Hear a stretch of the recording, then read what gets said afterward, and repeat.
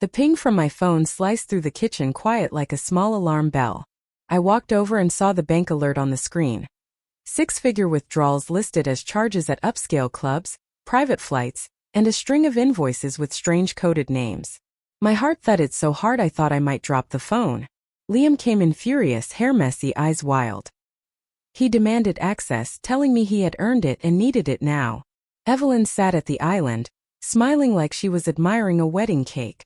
Daniel drifted in and shrugged, telling me to calm down so we could talk it out. Hurt and fury rewrote my face at once. My hands moved before my head caught up. I logged into the trust portal, hands steady though my chest felt tight. My father had left a protective clause for moments like this. I invoked it, reassigned the benefits to a locked grandchildren's trust, and named strict spendthrift controls. I hit confirm before anyone could stop me. Liam screamed like someone had stabbed him, stumbling toward me. Evelyn's smile faltered. Daniel's eyes went flat. Then there was a knock at the door. Liam slammed his fist hard enough to rattle the front window. A neighbor's phone flashed through the glass. Someone was recording. Liam went live on his feed almost before the knock finished. He shouted names, calling me controlling and a monster who ruined his life. The video spread quickly. People in our neighborhood texted and shared. Daniel moved to defend him, saying I had overreacted and that I was making a scene. He warned me he'd call a lawyer if I didn't restore access. Evelyn whispered to guests that I didn't understand modern generosity, and that I had humiliated the family. I felt small and huge at the same time. Later that night my tablet popped with a notification. A legal file showed I had co-trustee authority all along. My father had trusted my judgment. The papers were clear on that. It stung and soothed at once. When I showed the family, faces shifted. Some looked surprised. Some tried to hide it. Daniel said he'd already called a lawyer. A heavy envelope sat on the porch when I stepped outside for air. I opened it under the porch light. Inside was a thin smirk in paper form. A demand letter. The sheet looked official and cold. I read it once, then twice. Someone wanted the trust back. The knock at my door kept echoing in my head. The lawyer who showed up wore a neutral face and a suit that hid his opinion. He spoke in measured tones, laying out threats like tools. He said he represented the family and that, pending a suit, I should restore the trust until courts decided. He suggested litigation would be costly and public. As he talked, my eyes drifted to the envelope he carried. Tucked inside, almost hidden, was a deposit slip. It listed recurring microtransfers to an account titled EB Lifestyle. The letters prickled like nettles. My mind went to Evelyn's name. My throat closed. The man's calm cracked for a moment when I touched the slip, and I saw something like a flash of guilt. He smoothed his face and went back to threats. Then my tablet buzzed. A text from an unknown number arrived. A photo of my father's signature beside a second, unsigned page labeled contingency. The message had a quiet menace. Keep pushing and you will see more. I tucked the photo into my secure folder and forced my face to relax. The lawyer left his card and his warnings. I locked the door behind him and breathed hard. Whatever this was, it had deeper roots than Liam's spending. Brunch felt like walking into a hive buzzing with whispers. Evelyn patted Liam's head for the camera and told friends I simply didn't understand generosity. Her voice was soft and cruel, wrapped in velvet. Daniel slipped a sealed envelope into a drawer while people laughed about fashion and travel. I kept my face calm and my hands on my coffee mug, listening. Later that afternoon I found myself alone in the house by the drawer. The envelope was heavier than it looked. My fingers fumbled the seal and opened it. Inside was a list of vendor names. Escorts, travel concierges, a company for private flights, and an offshore card issuer. My stomach dropped. The neat columns were dated and totaled. The paper made it real. Someone had organized Liam's lifestyle on purpose. This was not simple childish wasting. It was planned spending. The names matched charges on the bank alerts. Proofs lined up in cold rows. Later, a neighbor slipped me a USB stick and whispered, "I found this in the trash. I don't know if it's yours." I held the stick like a small, dangerous thing. My hand shook as I plugged it into a secure drive. The screen filled with files that smelled like truth. The USB held a messy, damning collage. Invoices, screenshots, a spreadsheet with coded dates that matched Liam's nights out. My eyes blurred as I scrolled. Each line fit like a piece in a puzzle I never wanted to assemble. One entry stood out. Recurring withdrawals routed through a charity in my late mother's name. I felt a cold wave. The money trail ran through family reputation like a hidden channel. Someone wanted cover under the guise of giving. I copied everything to a secure drive and made backups. My mind raced. Who did this? Why involve Mom's name? I printed pages and labeled them with dates. Then my phone buzzed. An unfamiliar number calling. I let it go to voicemail. The message was simple, clipped. Stop digging, or we'll make sure you lose everything. The line left a taste of iron on my tongue. Threats from the dark. I sat in the kitchen with the printed paper spread like leaves, feeling very small and strangely fierce. The house felt like a stage and I was under light, exposed. I called Rosa, my old friend in CPA. She answered with a laugh that sounded like someone who had been waiting for news. I sent the files and she called back in under an hour. When she saw the spreadsheets, her face grew grave. She traced payments and spotted a pattern. Every large entertainment withdrawal had a sibling wire to a small PR firm the same day. Rosa dug and found the PR company listed as a long-term retainer for Evelyn. The spending wasn't a private rebellion. It looked like managed damage control. I felt a cold anger at the thought of that neat machine humming behind the scenes. While Rosa printed evidence, the printer spit out one more page like a ghost. It was an old photo of my father and me, smiling in a sunlit yard. On the back, in my father's familiar slanted hand, someone had written, "Protect her." My throat closed around the words. Rosa reached across the table and squeezed my hand. She said quietly, "We can follow this trail." The house felt less lonely then, but also more dangerous. Someone was hiding a lot behind polite smiles. Liam escalated quickly. He began to use family secrets like knives to try to cut me down. He threatened to post old emails from my work that would embarrass me. Emails tied to a mistake I had buried years ago. He said Evelyn had told him those emails would ruin my job. I felt a hot, ugly fear, but also a stubborn refusal to be bullied. Then a private message surfaced from Evelyn to Liam. "Do it.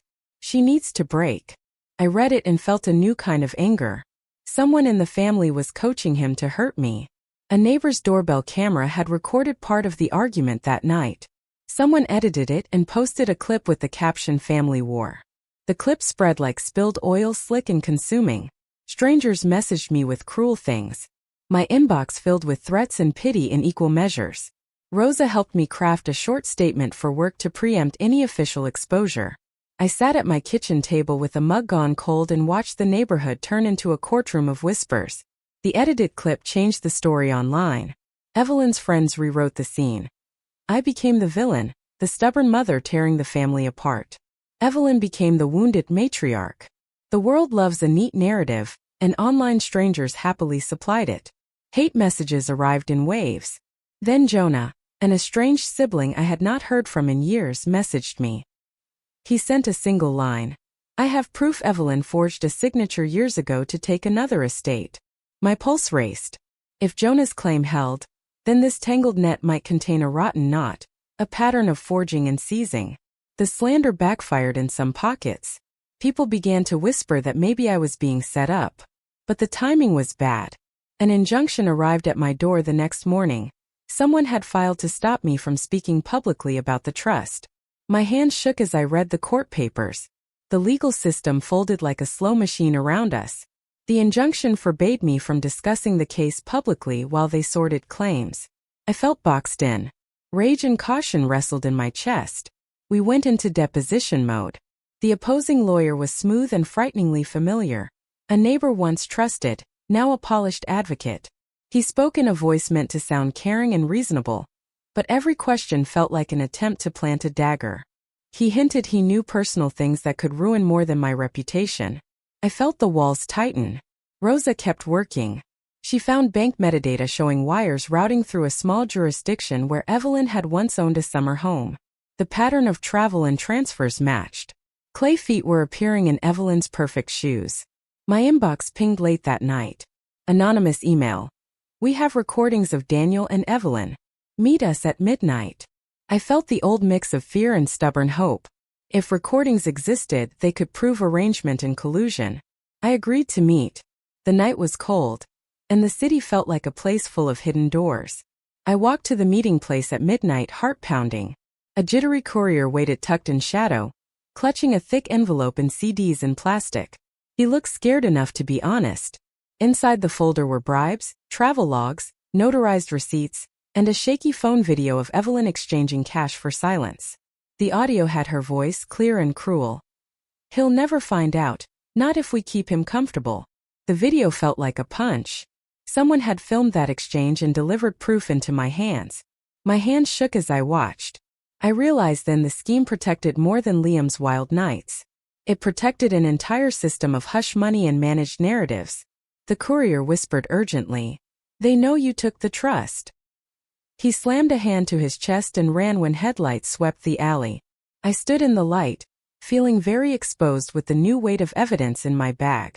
The house behind me felt less safe than it had in years. I moved carefully. Quiet moves are heavier than loud ones, I learned. I quietly restructured what remained of the estate. I set up an irrevocable grandchildren's trust with strict spendthrift protections and named a trustee I knew Evelyn despised. A former schoolteacher, Maria, who had impeccable ethics and had once been humiliated by Evelyn in public. It felt small and big at the same time. I wanted law and decency to hold the children safe. The new trust rules prevented any beneficiary from using the funds for reckless personal spending. I filed papers and informed the court. The move was legal and slow and cold. An anonymous donor sent me a copy of an internal ledger showing one large transfer labeled simply "Final Cover." The marking made me sick. Whoever had planned this had an exit plan and a final payment to Hytrax. The pieces felt closer to complete, yet I knew this was only one of many small victories in a larger fight. Maria agreed to step in with quiet resolve. She carried a heavy calm that steadied me. The notary who signed a key beneficiary form came in shaking. I served her a subpoena and brought her into a small room with coffee and soft light. Her hands trembled as she recited events. She confessed that someone had coerced her with threats and fake medical bills. She handed over a receipt for a consultation, paid by Daniel, and explained how she had been pressured to notarize changes quickly. The confession had a smell of relief and fear. The receipts tied a thread to Daniel that felt heavy. I felt the net tighten. For a moment I almost felt pity for the notary, but then I thought of the victims. Justice needs the truth more than soft hearts. The notary's words suggested Evelyn could not have orchestrated all of this alone. Daniel's name came up in several places. The evidence was piling like snow. Daniel texted me later that day. "We need to talk now." He appeared at my door with a forced smile that did not reach his eyes. Daniel sat across from me and looked brittle. He admitted he had been afraid of Evelyn for years and had let things slide. He said he did not profit. He told me he only followed. His apology sounded practiced and thin. I wanted to reach across the table or to push him away. When he tried to pull me into an old pattern, he reached for me as if to make up for all past tensions. That moment felt wrong. My hand brushed his phone on the table and I saw a buzz on an encrypted app. The name on the notification was an offshore bank code. My breath hitched. Daniel's composure cracked when I pointed at the phone. He stumbled through excuses. He stormed out to get his things, and left in such haste that he dropped a paper on the floor. It was a scrap with an account number and an old employee ID. I picked it up and felt an odd closeness to the evidence. The last bastion of trust in the marriage had collapsed. My heart felt raw and oddly free. I tracked the old employee ID and found Marisol, a long-fired accountant who had worked at the family firm before she was pushed out. We met at a diner. Marisol slid across copies of internal ledgers with the kind of hands that had counted money and paid bills for a long time. Her face was set. The pages showed payments labeled "Consulting routed to an account" that traced to Evelyn's signature. One ledger entry had a scrawled note, "Oversee Liam, discretion fee." That line felt like a hook in my chest. Payments had been made specifically to keep Liam comfortable and quiet. Marisol warned me that the family would strike back and that I should be careful. On my drive home, a car followed and scratched my bumper in a clumsy attempt to intimidate. I photographed the tag and reported it. Marisol told me how she had been fired for asking questions. Hearing her story was like stepping into a room where every shadow had a name. I felt the weight of truth pressing like a tide. Evelyn's perfect circle began to fray as rumors spread. A charity gala was cancelled when donors pulled away after whispers reached them. Evelyn's public face stayed spotless, but in private she sounded frantic on calls I could sometimes overhear. A crashed car photo on Marisol's flash drive showed a receipt for a private investigator who had been tailing me. Evelyn had been buying silence and surveillance to control the story. My chest tightened. The house and streets we all shared shifted into something meaner. Liam posted a tearful video about losing everything, which seemed designed to draw public sympathy. Someone tagged a former lover whose username matched a vendor on the spreadsheet. I reached out to that person, Serena, and asked to meet. My fear was prickly and constant, but my resolve had hardened. I wanted truth more than peace. The stakes had become larger than reputation. People I loved were tangled in lies and hush money. Serena met me in a small park, hands nervy as she set down her phone. She handed me a single audio file. Evelyn's voice filled the recording, promising money and begging for silence. The tone was not just transactional. It was commanding. Evelyn promised payments for a quiet life, for a lover, and for those who helped keep Liam's spending hidden. Serena said Evelyn threatened to fabricate a lie about my past to keep Liam loyal. The cruelty struck me hard. These were not people who weighed the truth. They weighed advantage. Serena also told me a new detail. She had been paid through the same offshore channels listed in the ledgers. The pattern repeated like the steady beat of a machine. I realized then that Evelyn's control was both personal and financial. A morning paper later that week ran a fluffy story about Evelyn's charitable work, and beneath that, someone had seeded a rumor. Evelyn hospitalized after fall. The headline felt too neat. I went to the hospital out of a strange duty. Evelyn lay on a bed, looking small under the bright lights. She played the aggrieved matriarch well, blaming me for the chaos and suggesting the stress of our fight tipped her. Doctors spoke in low tones about a fall. I watched her hands and saw bruises that did not look like a simple stumble. A nurse slipped me a folded scrap of paper with an initialed note naming Daniel as the one who arranged a payment to a rehab center the same night Evelyn fell. The paper smelled of bleach and hospital antiseptic and fear. The possibility that someone had staged the fall for sympathy twisted my stomach. Later, in Evelyn's closet, I found a hidden safe with a sealed envelope labeled, "If anything happens to me." The presence of that envelope felt like a confession waiting in the dark. I went home with the envelope heavy in my bag. My hands shook, but I felt closer to the center of the truth. The safe's envelope contained a letter from Evelyn written in a late-night hand. She admitted to buying off people and named a notary who can fix things. The tone shifted between shame and calculation. Forensic analysis later showed the ink was fresh. The letter had been written after I reassigned the trust. The idea that she had prepared a staged confession to get sympathy and control the narrative made my stomach drop. Evelyn had planned contingencies and I had walked into a net. I got a call from a woman who used to work for Daniel's old company. She wanted protection and was willing to testify about embezzlement, but she needed guarantees. The request was reasonable and painful. I realized this was no longer only about money.